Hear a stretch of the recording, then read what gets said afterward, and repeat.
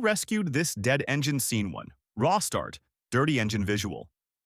We found this engine buried in rust, oil, and regret. No spark, no compression, no hope. Everyone told us, just replace it, but we don't replace, we revive. The reality, inspection shots.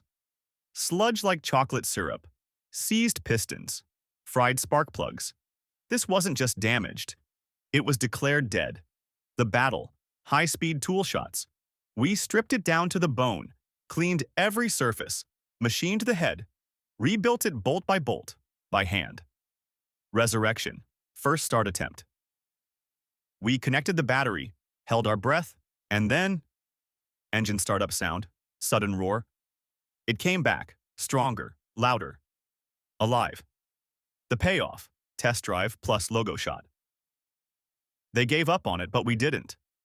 At the car verdict, every engine gets its day in court, and this one was proven innocent.